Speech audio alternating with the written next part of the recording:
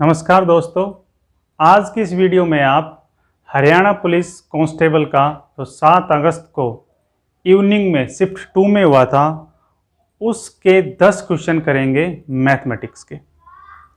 देखिए, पहला क्वेश्चन है, यदि किसी संख्या का तिगुना उस संख्या के 3/5 से 60 अधिक हो तो वह संख्या क्या है। हरियाणा पुलिस का मॉर्निंग का शिफ्ट का और इवनिंग का शिफ्ट का दोनों में क्वेश्चन उन्हीं चैप्टर से लिए गए थे जिनमें मॉर्निंग में आया था, उन्हीं चैप्टर से इवनिंग में आए थे, तो चैप्टर नहीं चेंज किया। और दोनों ही शिफ्टों में मैथ का जो हिस्सा था और रीजनिंग का हिस्सा था वो इतना इजी रखा था कि हर बच्चा सभी के सभी क्वेश्चन हल कर सकता था, सभी बच्चे। ये क्वेश्चन बड़ा आसान है। देखो, सिंप्लीफिकेशन से क्वेश्चन है, क्वेश्चन में कुछ है नहीं। क्या है, कह रहा है यदि किसी संख्या का 3 गुना, माना वो संख्या कोई x है, वो संख्या कोई x है,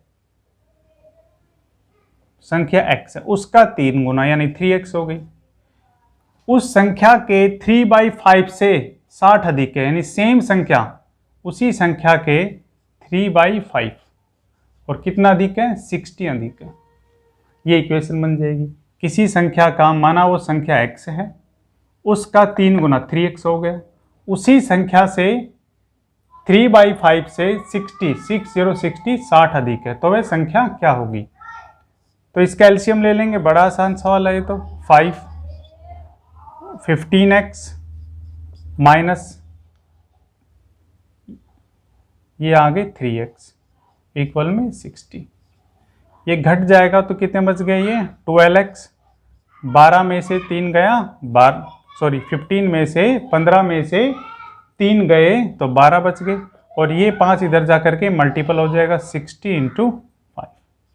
तो बड़ी आसानी से कट गया, ये 5 पे कट जाएगा, तो x की वैल्यू आ जाएगी 5 और 5 25। यानी जो संख्या है वो 25 है। यदि संख्या का 3 गुना करें और फिर इसी संख्या का 3/5 करें तो उनका डिफरेंस जो है 60 आता है। आप चेक भी करके देख सकते हैं, वैसे ज़रूरत नहीं है, लेकिन आप अपनी संतुष्टि के लिए करके देख सकते थे। संख्या का 3 गुना 75 माइनस उसी संख्या का 3/5, 25 का 3/5 5, तो 75 माइनस 5 3 = 15, तो ये आ गया 60। ये इक्वेशन को, इस वाली इक्वेशन को हमारा आंसर सेटिस्फाइड भी करता है। तो ऐसे भी हम चेक कर सकते हैं। क्वेश्चन बड़ा आसान था, एक बार फिर बता देते हैं। किसी संख्या का 3 गुना उसी संख्या के 3/5 से 60 अधिक है, तो एलसीएम ले लेंगे, 5 आ जाएगा, और ये इक्वेशन सोल्व कर लेंगे, संख्या आ जाएगी 25। ठीक है, अगला क्वेश्चन देखते हैं।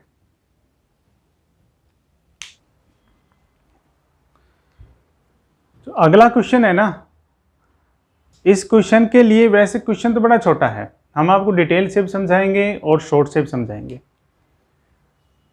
पर आपको आप चाहे किसी भी कोई से भी कंपटीशन की तैयारी करें, आपको 2 से लेकर के 50 तक स्केयर आपके कंठस्थ होने चाहिए, आपको याद होने चाहिए।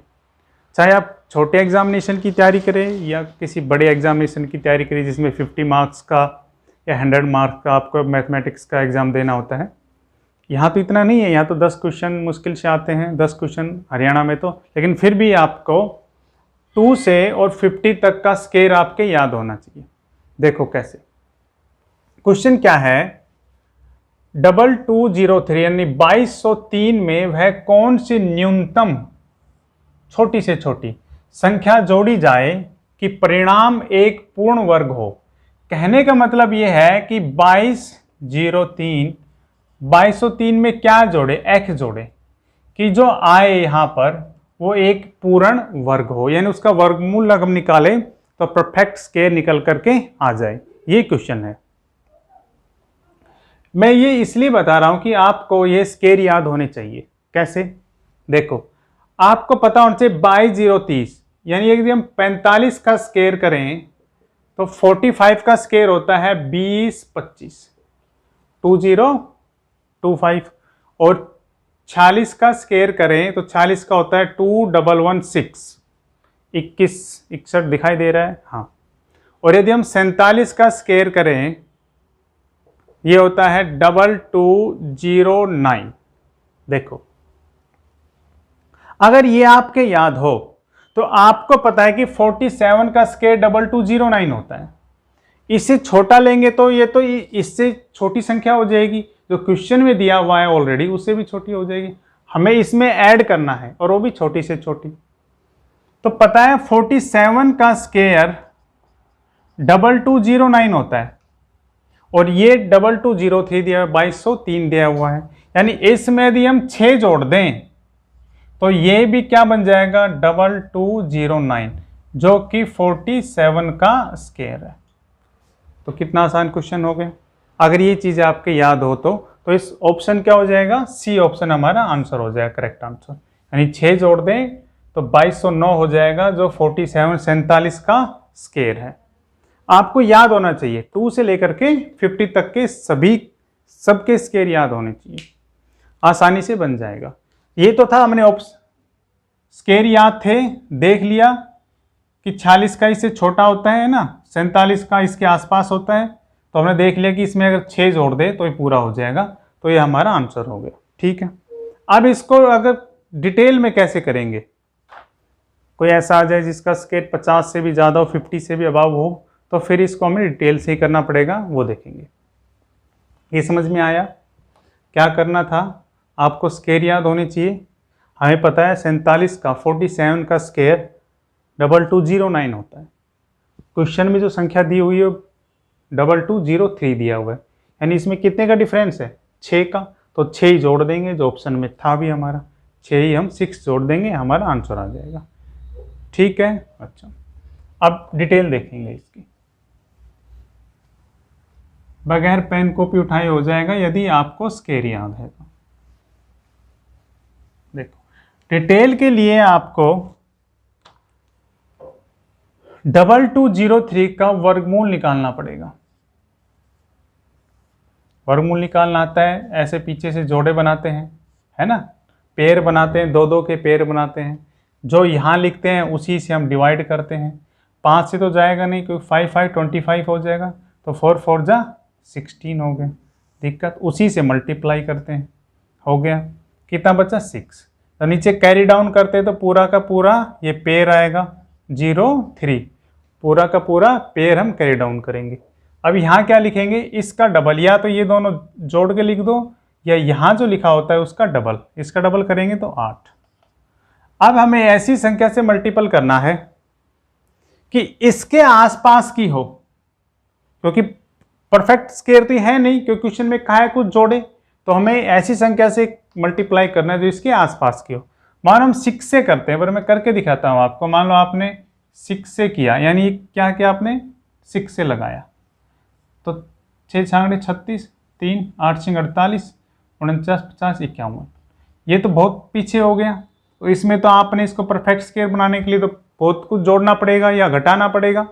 अब क्या करें, आगे चल के देखते हैं, 7 से करके देखते हैं।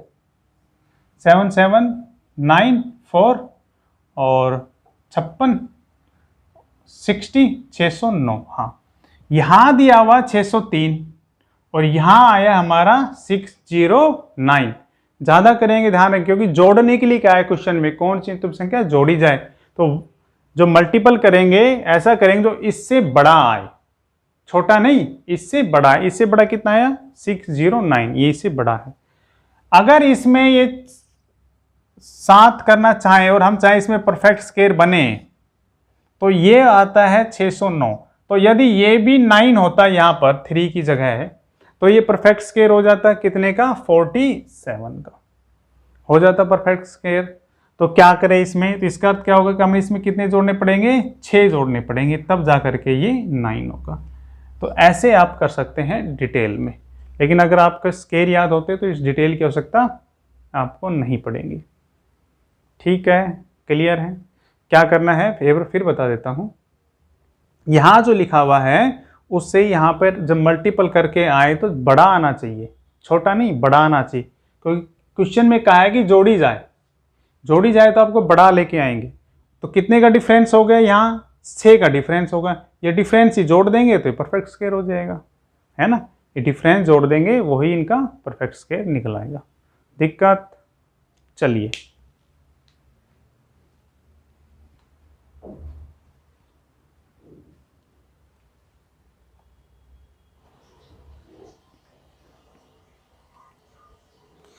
ये क्वेश्चन HCF से आया हुआ है और आपको देखते ही आंसर याद होना चाहिए इसका, क्योंकि ये क्वेश्चन 6 क्लास में भी है शायद NCERT में, या 7th में या 6 में, ऐसा ज़रूर है। बचपन में हमने कई बार किया है ना। स्कूल में बड़ा टिपिकल लगता था, लेकिन ये है बड़ा आसान। क्वेश्चन क्या है, छात्रों की अधिकतम संख्या ज्ञात करें जिनके बीच 1001 कलम तथा 910 पेंसिलें को इस तरह बांटा जाता है कि प्रत्येक छात्र को बराबर संख्या में कलम तथा पेंसिल मिले। बराबर का मतलब ये नहीं कि 10 कलम मिली है सभी बच्चों को तो 10 ही पेंसिल मिलेगी, नहीं, ऐसा नहीं कहा। क्वेश्चन में ये कहा है कि जिस बच्चों को पेंसिल मिले तो सभी को पेंसिलें, सबके पास पेंसिलें बराबर होनी चाहिए, और यदि पेन मिलता है तो सबके पास पेन बराबर होना चाहिए। क्वेश्चन ये कह रहा है, और संख्या में दी गई है, 2 संख्या दी गई है, एक तो 1001 और एक 910। तो जब भी अधिकतम की बात आए तो इसका मतलब हमें उसे HCF निकालना है।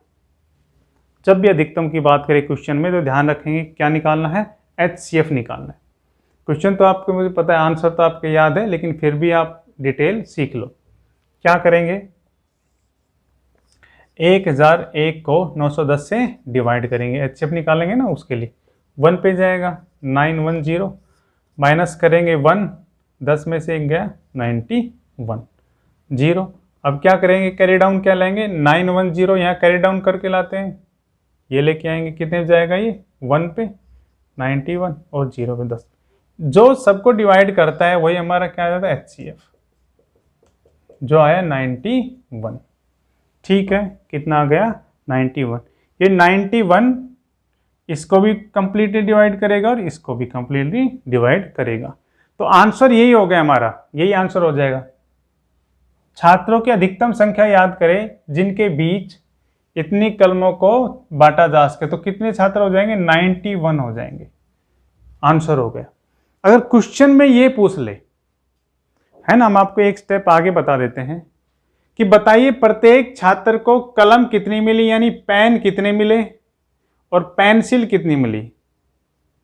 अगर ये पूछ ले क्वेश्चन में कि हर एक छात्र को पेन और पेंसिल कितनी मिली, उनकी संख्या बताइए। तो देखो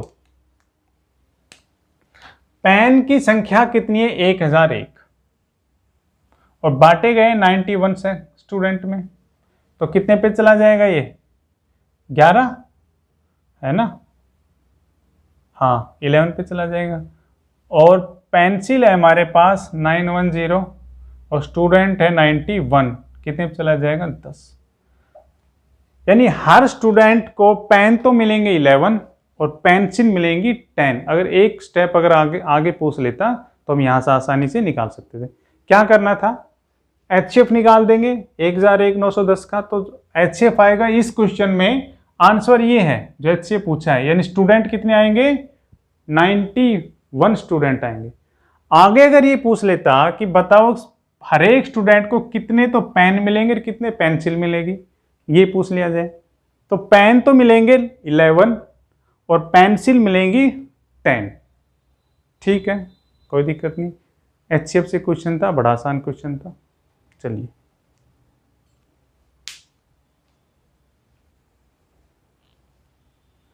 ये सवाल प्रॉफिट एंड लॉस से है, ये भी बड़ा आसान क्वेश्चन है ना, कोई मुश्किल नहीं है।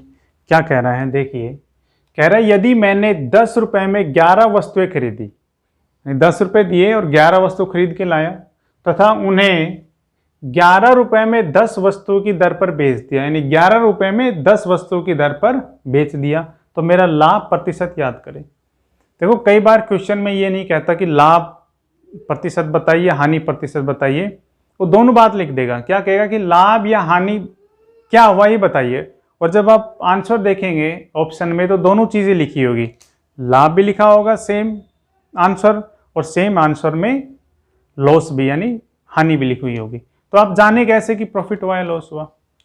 वैसे तो और भी कई तरीके हैं इसके जानने के, लेकिन मैं एक नॉर्मल सी बता देता हूँ। देखो, जब आप प्रॉफिट एंड लॉस करेंगे तो उसमें डिटेल से कराते हैं, आसानी से समझ में आ जाता है, लेकिन फिर भी अगर दिमाग में ना रहे तो जल्दी में कैसे पकड़ेंगे इस बात को कि इस सौदे में लाभ होगा या हानि होगी, प्रॉफिट होगा या लॉस होगा। यहां तो कह दिया कि लाभ परसेंट याद करें।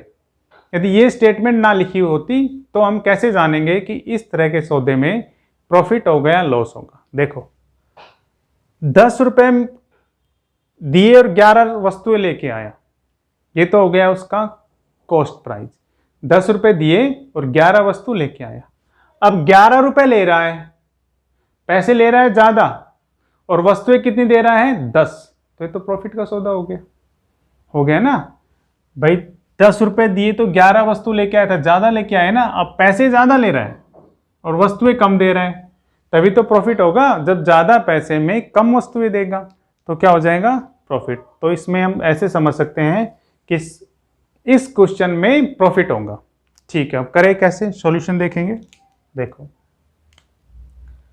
10 रुपए में 11 वस्तुएं खरीदी, ये तो लिया मैंने रुपए, यहां लिखा है, और यहां लिया है आइटम्स। चलो वो लिख देता हूं, ये तो प्राइस होगा एक तरीके से, है ना। प्राइस वैसे होता नहीं, वैसे आप लिख सकते हो, और ये आइटम्स होंगे।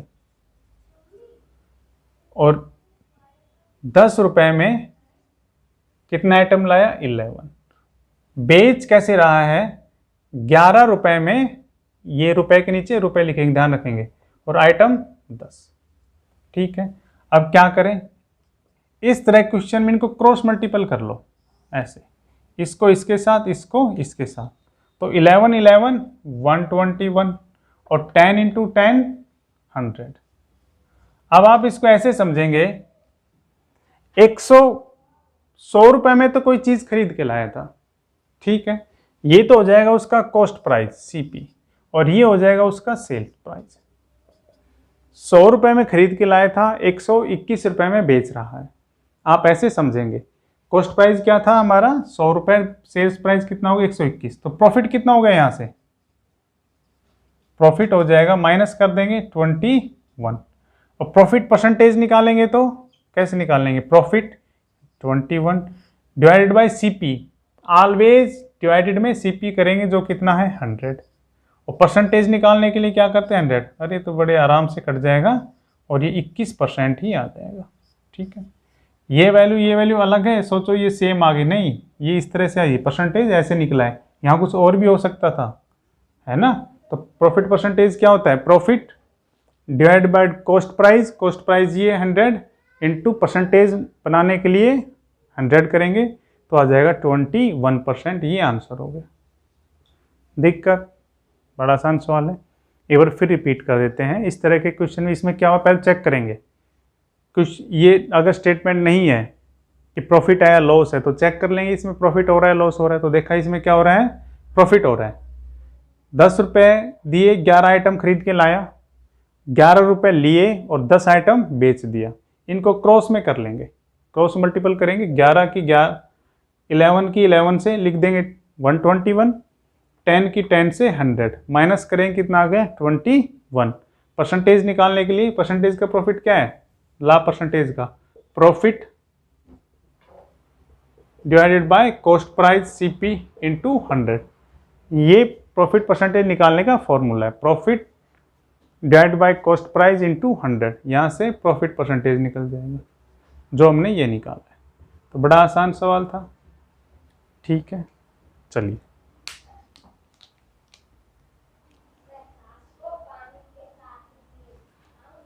ये वाला क्वेश्चन CI और SI दोनों को मिक्स करके पूछा हुआ है। क्वेश्चन क्या है देखिए, क्वेश्चन है यदि किसी धनराशि पर 5% वार्षिक, इंपॉर्टेंट है, कैसे लगा रहे हैं, वार्षिक लगा रहे हैं, 5% वार्षिक दर से 3 वर्षों का साधारण कहते हैं सिंपल इंटरेस्ट SI, और चक्रवर्ती ब्याज कहते हैं CI कंपाउंड इंटरेस्ट।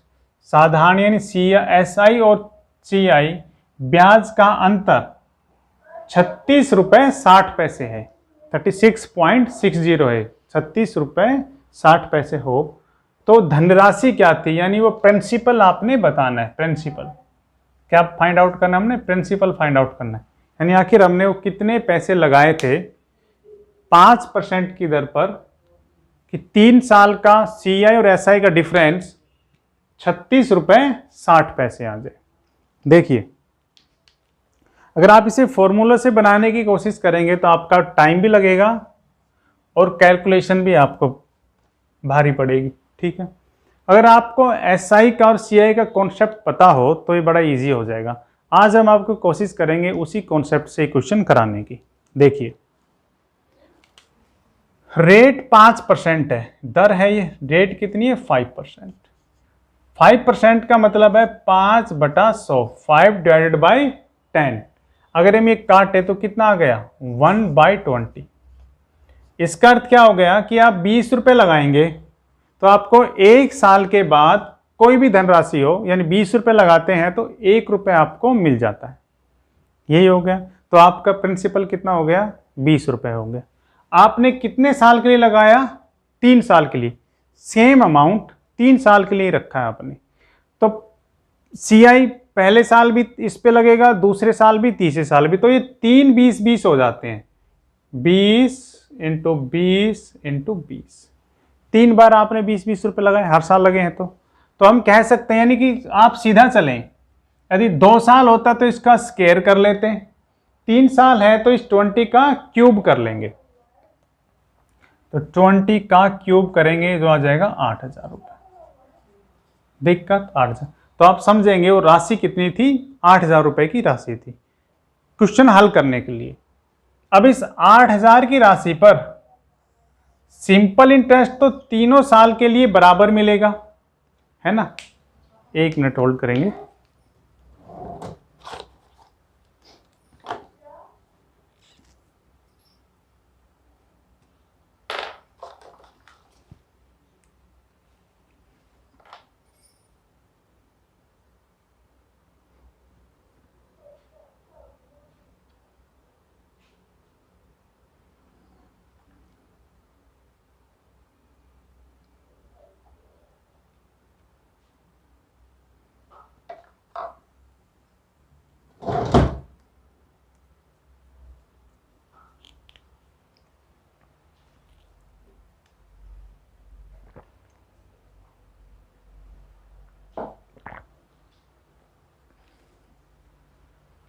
हाँ, फिर एक बार समझेंगे हम क्या बता रहे हैं।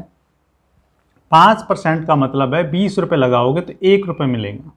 अरे 3 साल तक लगाए तो इसका क्यूब कर लेंगे, जो नीचे आएगा उसका क्यूब कर लेंगे, जो आ जाएगा 8,000 रुपये। ठीक है, तो मानेंगे वो राशि कितनी थी 8,000 रुपये थी। अब 8,000 के ऊपर 3 साल का सीआई और एसआई लगाना है इसी पे, इस 8,000 के अमाउंट पर। ठीक है, जो एसआई होगा यानी साधारण ब्याज होगा वो तीनों साल बराबर रहता है। मैं किसी को 100 रुपये दूँ और कहूँ कि 10% रेट है तो हर साल बराबर बराबर लेगा, है ना। जितने भी 1,000 रुपये दिए किसी को 10% है तो मुझे 10 रुपये मिलेंगे, तो हर साल वो बराबर बराबर मुझे मिलते रहेंगे 10-10 रुपये। ये मतलब होता है साधारण ब्याज का। यानी 8,000 पर 1/20 मिलेगा साधारण ब्याज पहले साल, तो ये कितना हो गया, काट देंगे 400। साधारण ब्याज की बात कर रहे हैं ना, काट दिया 400 आया। इस पर अगले साल भी सेम रेट से लगेगा, रेट वही रहेगी, तो इसमें भी 400 मिलेगा। बोर्ड पे आ रहा है, ठीक है ना। ये और मैं छोटा लिख देता हूँ ताकि बोर्ड पे आ जाए, यहाँ लिख देते हैं। पहले साल साधारण ब्याज 400 लगा, सेकेंड ईयर भी 400 और थर्ड ईयर भी 400। सिंपल इंटरेस्ट कभी चेंज नहीं होता, ध्यान रखेंगे। जब तक आप प्रिंसिपल और रेट में चेंज नहीं करेंगे तब तक साधारण ब्याज आप चाहे 1000 सालों तक चलाते रहे उसमें कोई परिवर्तन नहीं होता है। ठीक है, कंपाउंड में क्या होता है, देखो तो अगले साल साधारण ब्याज ये तो हर साल मिलेगा, अगले साल कंपाउंड में जो क्या हो जाता है, जो आपको पिछले साल साधारण ब्याज मिला था उस पर भी ब्याज दिया जाता है, इसलिए उसको सीआई कह देते हैं। सीआई में ये तो होता है ब्याज पर भी ब्याज, जो आपने पिछले साल ब्याज कमाया उस पर भी आगे आपको ब्याज मिलेगा। प्रिंसिपल पे तो लगेगा, साथ में उस ब्याज पे भी लगेगा। तो 400 रुपये पर रेट वही 1 बटा ये वाली रेट से, तो कितना लगेगा 400 पर 1/20 निकाल लेंगे। मैं आपको दिखा रहा हूं, वैसे आप डायरेक्ट भी निकाल सकते हैं। कितना 20 रुपये मिलेंगे। इस 400 पे लगाए हमने, सेकेंड ईयर में 20 रुपये और एक्स्ट्रा मिलेंगे, CI है तो। अच्छा आगे थर्ड ईयर जब ब्याज लगेगा तो इन सब पे लगेगा। तीसरे साल जब ब्याज लगेगा तो इन सब पे लगेगा। कितने पे लगेगा थर्ड ईयर में 400 प्लस 400 प्लस ये 20 रुपये, तो ये हो गए 820 रुपये। और रेट क्या है वही 1/20, तो काट देंगे। कितना हो गया ये 4 1 41। वैसे मैं आपको एक बता देता हूँ, यहाँ जो आता है ना इसके डबल से 1 रुपया एक्स्ट्रा आता है यदि रेट में चेंजेस ना हो तो ईयरली, तो आप डायरेक्ट भी कर सकते थे। यहाँ जो आएगा उससे के डबल करके 1 रुपये बढ़ा देते हैं, ठीक है। तो ये हो गया अगले साल हमें मिला। अब क्वेश्चन क्या कह रहा है, देखो क्वेश्चन कह रहा है कि 3 वर्षों के साधारण ब्याज और चक्रवर्ती ब्याज का अंतर बताना है। साधारण ब्याज और चक्रवर्ती ब्याज का, साधारण ब्याज SI कितना हो गया 400 400 400 1200 हो गए। दिक्कत 1200 रुपए हो गए। और वैसे आप डायरेक्ट बता सकते हो, ये जो है ना यही अंतर है, ये वाला हिस्सा यही अंतर होता है, तो ये लिखने की जरूरत नहीं है, सबको ऐड करो कोई जरूरत नहीं है। ये वाला जो हिस्सा आता है CI माइनस SI, ये वाला हिस्सा, ये ही आपका साधारण ब्याज और कंपाउंड ब्याज का डिफरेंस है। कितना आ गया 61। दिक्कत एक बार मैं यहां तक एक को रिफ्रेश कर देता हूं, फिर कुछ चीजें मिटा देंगे। 5% के हिसाब से लगाया 1/20, 3 साल कह रहा है तो इसका क्यूब कर देंगे 8,000 रुपये पहले साल 1/20 या वही 5% के हिसाब से 400 साधारण ब्याज, अगले साल भी 400, थर्ड ईयर भी 400 मिलेगा। सेकेंड ईयर में जब हमें इस ब्याज पर भी ब्याज मिलेगा, इस ब्याज पर भी ब्याज मिलेगा तो 20 रुपये। थर्ड ईयर में इस पूरे पे मिलेगा, इस पे भी मिलेगा, इस पे भी मिलेगा और इस 20 रुपये पे मिलेगा, सब पे मिलेगा, है ना। जो पिछले साल का ब्याज होता है उन सब पे मिलता है थर्ड ईयर में। तो इसका डबल कर लो या ऐसे निकाल लो, 820 पे 4 4 दूनी 8 और ये 20, 820 पे वही 5%, कितना आ गया 41 रुपये हो गया। अंतर क्या हो गया 20 और 41, कितने हो गए ये 61। यही तो SI और CI का हमारे पास डिफरेंस आ गया।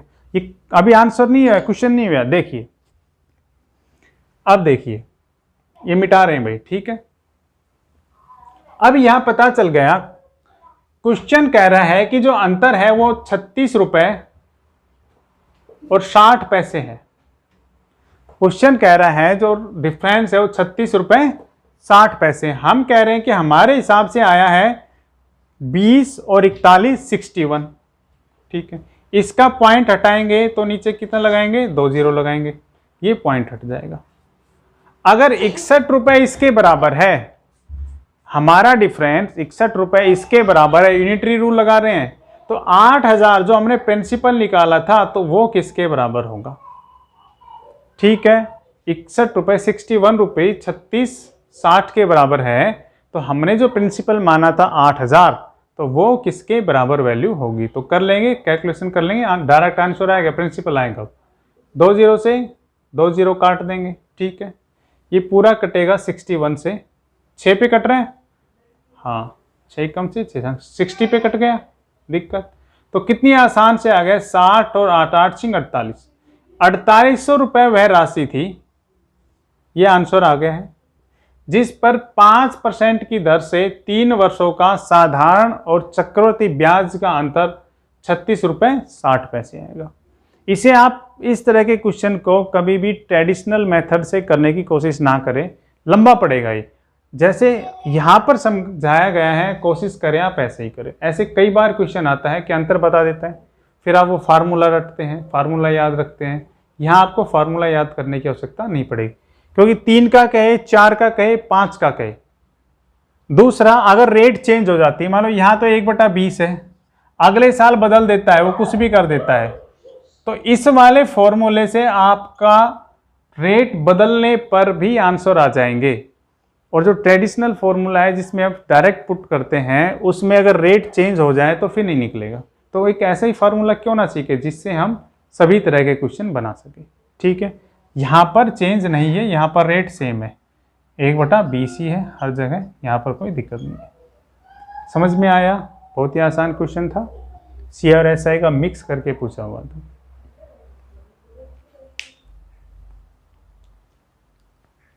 हाँ, ये क्वेश्चन रेशियो से है और ये तो मुझे लगता है ऐसे ही दे दिया, हर बच्चा इस क्वेश्चन को बना सकता था, है ना। ऐसे कुछ खास क्वेश्चन है नहीं, फिर भी आप एक बार देख लें। देखो, कह रहे हैं दो संख्याओं का अनुपात 10:7 है, 10:7 है, और उनका अंतर डिफरेंस 105 है, तो संख्याओं का योग क्या होगा। देखो, रेशियो दिया हुआ है 10:7, ठीक है, 10:7, अंतर कितना हो गया 3 का, दिखाई दिया, 3 बराबर 105, 105 है। इनका योग कितना हो गया, 10 और 7 17 हो गया। 3 बराबर 5, तो 17 बराबर इंटू 17 कर देंगे, है ना, कोई मुश्किल था नहीं है। तो भाई डिफरेंस यहाँ देखे रेशियो का, इनका रेशियो का अंतर देखे 3 है, क्वेश्चन कह रहा है वो 105 है, इनका योग कितना है 17, तो योग ही बताना है। तो 17 किसके बराबर होगा, तो काट लो, 3 तिया 9, 1 3 5 15, 70 और कितना हो जाएगा 17 पर 85, 8 51 और 8 59, 595। बड़ा आसान क्वेश्चन था, इसमें कुछ था नहीं, है ना, मौजवानी भी हो सकता था, इसमें कुछ करने का नहीं था, कुछ नहीं करना। रेशियो के डिफरेंस जो आया 3 आया, जो बराबर है 105 के, जो क्वेश्चन में दिया हुआ है, तो योग पूछा, तो योग यही तो होगी संख्या, सम इनका इतना ही हो जाएगा, 10 और 7 17, 3 बराबर इतना है, तो 17 बराबर क्या होगा 595, कैलकुलेशन कर लेंगे। ठीक है, इजी क्वेश्चन था।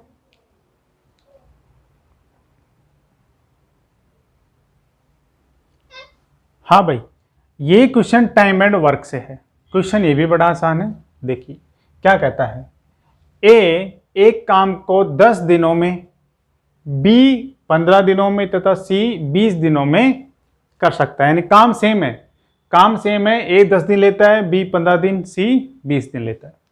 ए तथा सी ने एक साथ 2 दिनों तक काम किया, यानी काम जब शुरू किया तो ए और सी ने 2 दिनों तक एक साथ काम किया। उसके बाद ए की जगह बी काम करने लगा, यानी छोड़ के कौन चला गया, ए चला गया, ए की जगह बी करने लगा, तो छोड़ के कौन चला गया, ए। लेकिन सी अब भी ये ध्यान रखेंगे, ए की जगह बी काम करने लगा, तो पूरा काम कितने दिनों में होगा। देखो तो बड़ा आसान है, 3 दोस्त हैं, है ना, लिख लेंगे यहाँ पर, ए करता है 10 दिनों में, 3 दोस्त है भाई, है ना, A B C, A B C. ए करता है 10 दिनों में, बी करता है 15 दिनों में, 15 दिनों में, और सी करता है 20 दिनों में। यहाँ क्या लिख लेते हैं, तीनों का एलसीएम, जो एक साझा काम आ जाता है, तीनों का साझा काम, तो एलसीएम कितना आ जाएगा 60, यानी आप माने कि टोटल 60 चेयर बनानी थी तीनों ने मिल करके, ऐसा मान लेते हैं। तो ये एक दिन में 6 करता है, ये यहाँ पे एक दिन का कार्य आता है ना, 1 डे का वर्क आता है, एक दिन का ऐसे वर्क आ जाता है। ये 6 करेगा, ये 4 और ये 3, एक दिन में 3 काम करता है। ठीक है, अब टोटल काम कराना था 60, आप ऐसे माने कि उनसे 60 चेयरें बनवानी थी। ठीक है, यहां लिख देता हूं मैं, टोटल वर्क था 60। ठीक है, काम स्टार्ट किसने किया, क्वेश्चन कह रहा है ए तथा सी, साफ कह रहे हैं भाई, ए तथा सी 2 दिन तक, यानी ए और सी, ए एक दिन में 6 काम करता है, ठीक है, और सी एक दिन में 3 काम करता है। तो काम हो गए दोनों का, ए और सी का, ए और सी का एक दिन का 9 काम हो गया, 9 काम हो गया भाई। ए करते एक दिनों में 6 और सी करते हैं एक दिनों में 3, और कितने दिन तक किया, 2 दिन तक। काम कितना हो गया 18 काम हो गया। ठीक है, ये 2 दिन तक किया, काम कराना था 60, टोटल कितना था 60। 2 दिनों में ए और सी ने 18 कर दिया, कितना बच गया 10 में से 8 गई 2, 5, 4, 42, यानी 42 काम और बचा हुआ। आप ऐसे मान सकते हो कि 42 चेयर बनानी और बची है। अब ए की जगह बी आ जाता है, यानी सी तो है और कौन आ गया, बी आ गया, ए की जगह बी आ जाता है। अब काम पूरा होने में कितने दिन लगेंगे? तो अब कैसे काम हो रहा है, सी एक दिन में सेम काम 3, इसका तो बदला नहीं, और बी एक दिन में 4 काम। अब रोज हर दिन ये 7 काम कर रहे हैं, पर डे 7 काम कर रहे हैं, ठीक है। काम करना है 42, रोज कर रहे, हाँ भाई 42 काम बच गया है ना, 42 काम बच गया। अब कौन आ गया, सी और बी। सी ऑलरेडी है और ए चला गया, उसके स्थान पर कौन आ गया, बी आ जाता है। सी एक दिन में करता है 3 काम, बी एक दिन में करता है 4 काम। अब काम कितना हो गया, 7 काम, ठीक है। अब 42 काम बचा हुआ था, 42 काम को यदि रोज ये दोनों मिलकर के 7 काम करते हैं, एक दिन का काम है ये, तो 42 काम को कितने दिन में कर देंगे, डिवाइड कर देंगे, 6 दिन में खत्म कर देंगे।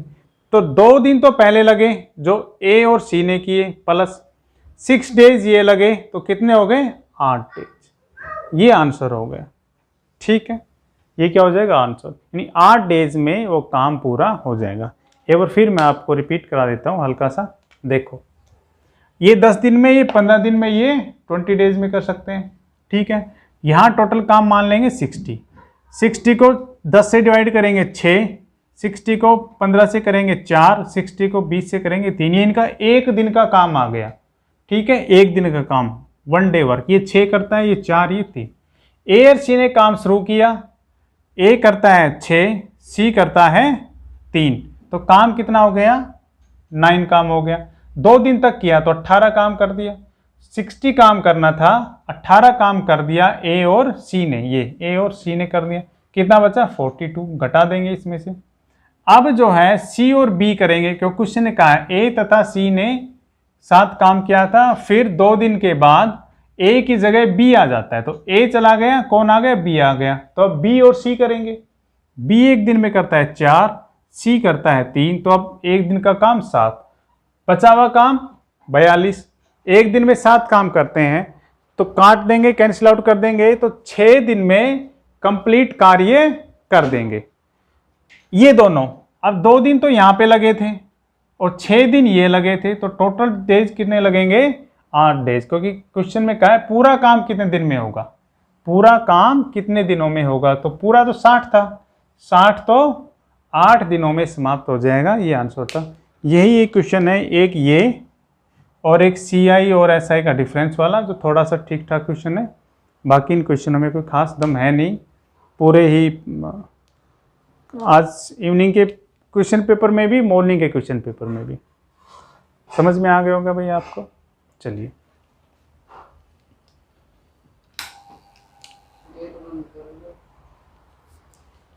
ये दोनों क्वेश्चन बहुत आसान है, इसलिए हमने एक साथ लिख दिए हैं, जल्दी हो जाएगा।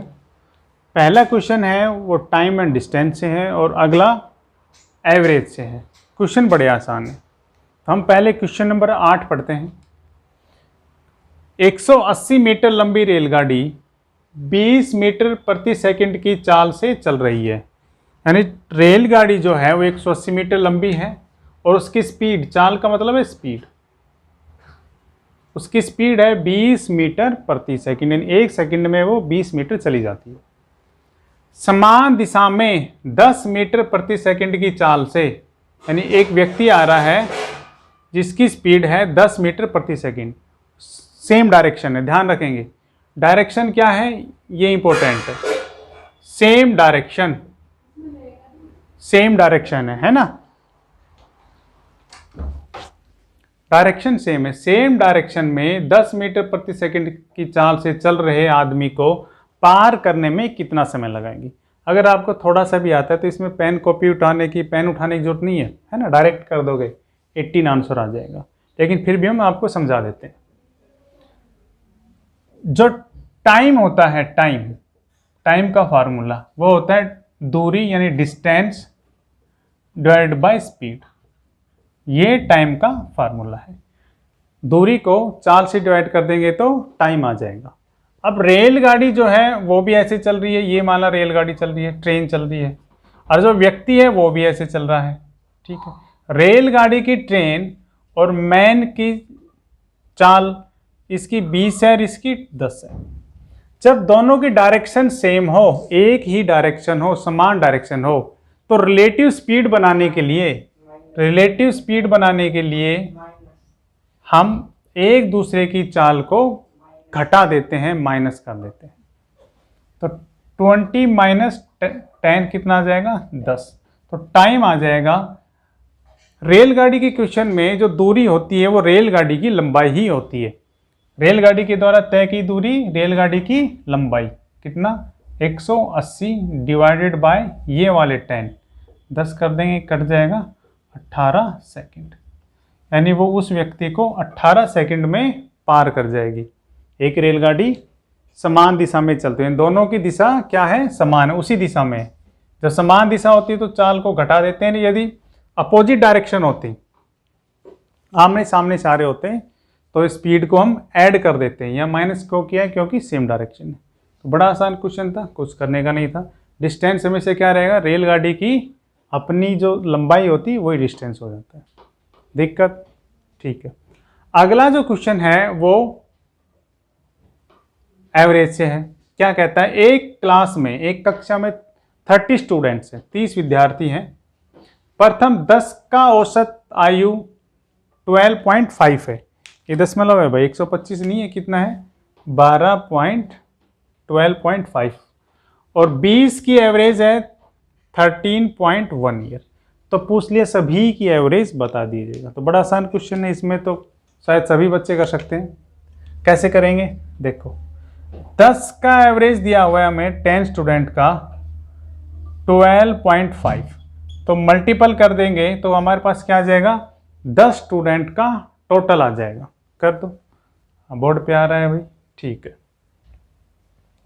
ये आ गया 125, 125 आ जाएगा, है ना। दशमलव से दशमलव कट जाएगा, 125 आ गया।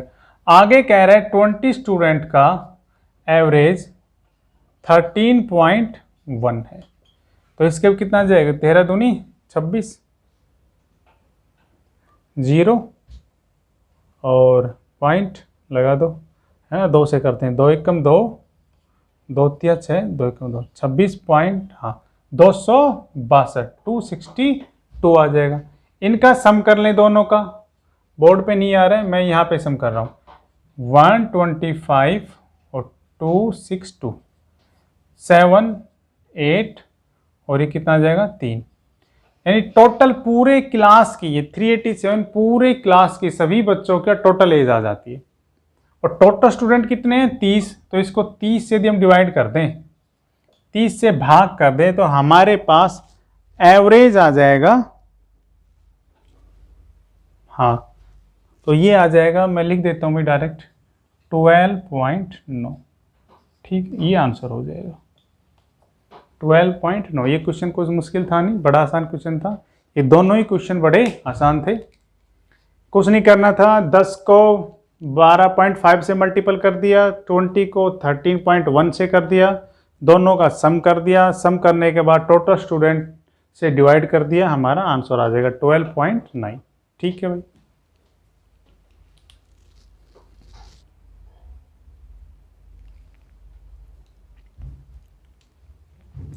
ये आज हमारा आखिरी क्वेश्चन है। हमने आज टोटल 10 क्वेश्चन किए, ये 10वां क्वेश्चन है। सभी 10 क्वेश्चनों में से 2 तो जो हमने पहले किए थे, एक तो CI और SI वाला, और एक क्वेश्चन और था, वही 2 मुश्किल क्वेश्चन थे।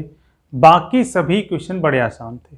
एक ये क्वेश्चन कुछ ठीक ठाक है ना। बाकी सारे के सारे क्वेश्चन ऐसे थे, 1 लाइनर थे। कई तो ऐसे जिनका हमें आंसर ही याद था, ऐसे क्वेश्चन भी हमने देखे थे। ये क्वेश्चन थोड़ा सा आपसे कैलकुलेशन करा सकता है।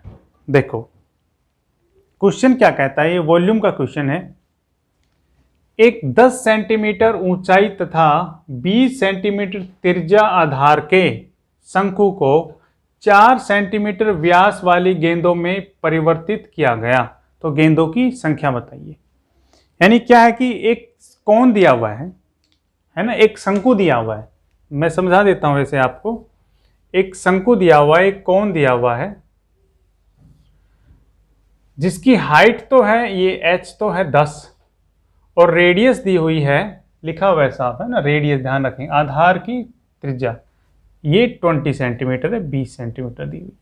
ठीक है, इसको जितना इसमें वॉल्यूम है, इसको एक छोटी छोटी गोलियां बनाई जाती है, छोटी छोटी गोलियां लिखा है, छोटी छोटी गोलियां बनाई जाती है, जिसका व्यास दिया हुआ है हमें 4 सेंटीमीटर।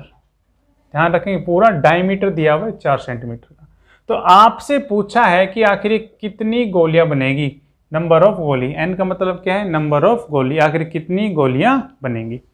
तो क्वेश्चन में एक तो ये ध्यान रखना था ये व्यास दिया हुआ है, ठीक है, आगे से ध्यान रखेंगे कि इसका में रेडियस सही होता है। तो देखिए ये तो था क्वेश्चन, करेंगे कैसे।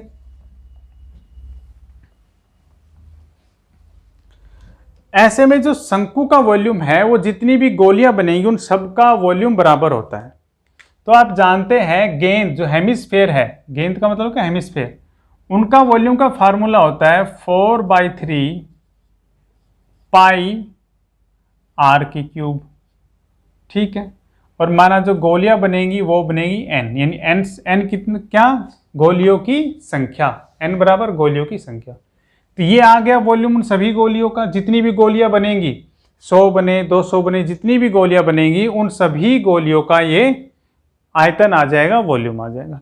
यही वॉल्यूम बराबर होगा जो गिवन है, जो शंकु दिया हुआ है उसके वॉल्यूम के बराबर होगा।